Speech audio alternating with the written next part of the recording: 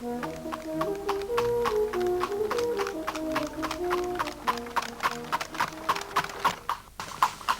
film shows the methods which have been developed over many years as the safest and most convenient for carriage driving.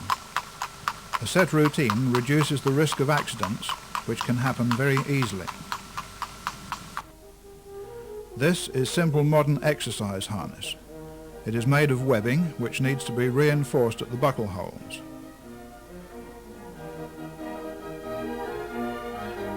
This may be done with brass eyelets, as on this pad,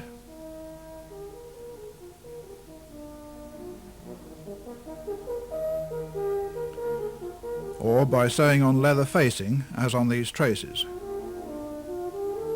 The advantages of webbing are that it is comparatively inexpensive, strong and easy to clean. Some of the simplest harness is made with no provision for protecting the pony's spine from pressure. This may cause soreness on the spine and should only be used for light loads over short distances.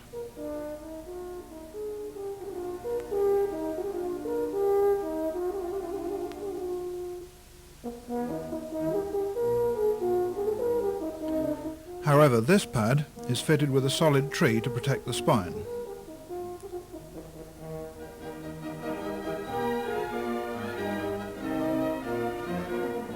And on this one, there is a gap in the padding for the same reason.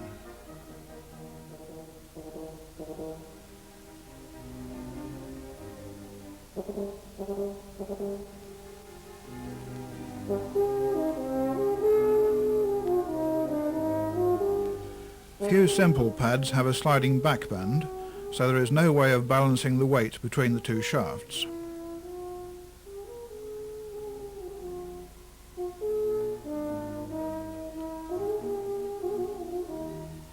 This may cause the pad to slip round and to put pressure on the side of the spine.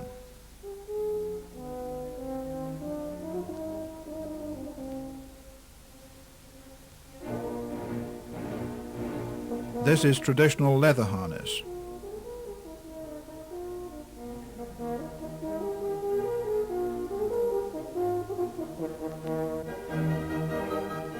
You will see that the back band slides through the pad. The parts of the harness that take the greatest strain, that is the back band and the traces, should be made of two thicknesses of leather sewn together. If there should be a weakness in one thickness of leather, it will then be reinforced by the other piece.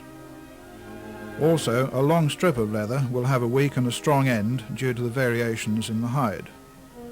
By reversing one strip, this can be evened out.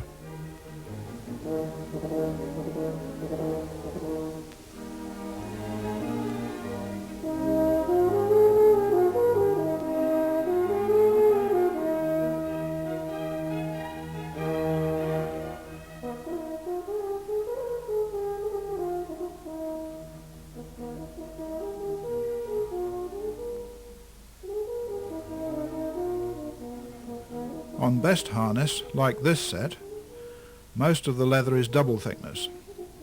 This is partly for strength, but also so that the outer surface can be domed or swelled, so that it reflects the light over a wider angle.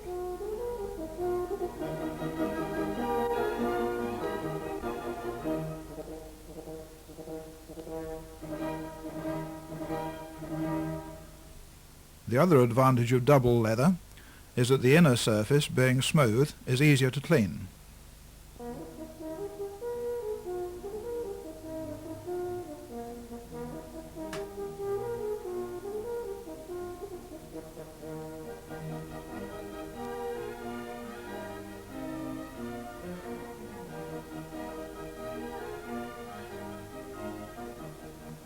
The pony must be under control at all times, and may be tied up for harnessing, or if you have an assistant, can be held. There are several ways to tie up a pony safely, but whichever method is used, it must be possible to release the rope quickly under tension should the pony panic or fall. The end of the rope should be passed through the loop of the slip knot so that the pony cannot release himself by pulling the end. Some people prefer to tie to a loop of string, which could be cut in an emergency.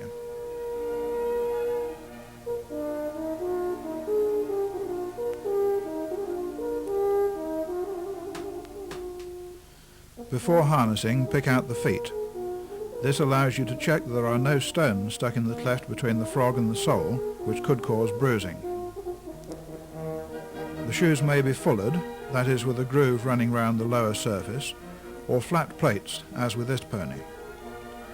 The life of either type of shoe can be extended, if required, by welding hard facing onto the lower surface.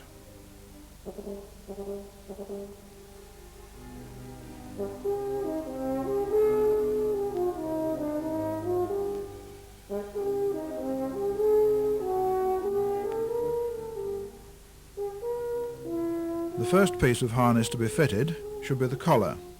Here you see a breast collar.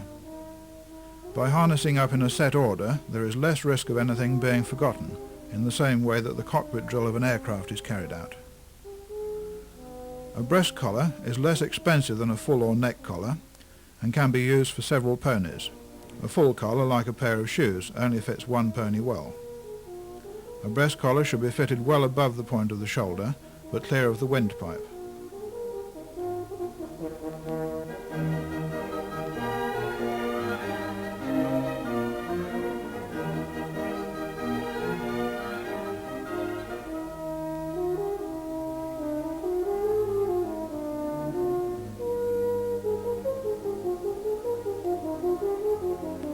The neck strap goes over the top of the pony's neck and carries the collar terrets. The collar itself goes round the pony's chest and carries the trace buckles at its ends. From the centre of the collar, the martingale goes down to the girth. The disadvantage of a breast collar is that it cannot be fitted high enough for the line of draft to be level with the pony's centre of gravity. Here you see the higher line of draft possible with a full collar. If a neck collar is too narrow to be fitted easily over the pony's head without the risk of bruising the eyes, it should be widened first by stretching it over the knee. The collar is then passed over the pony's head upside down, taking care that the lining of the collar is not scratched on the head collar buckles.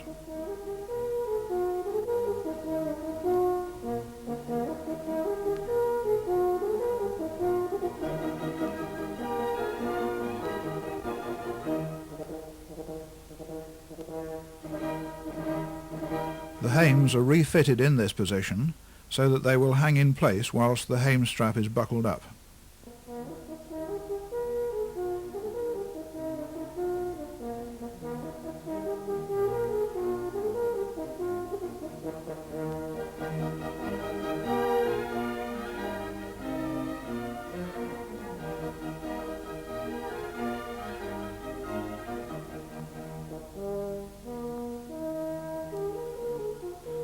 The collar is then turned the right way up at the narrowest part of the neck and in the direction that the mane lies.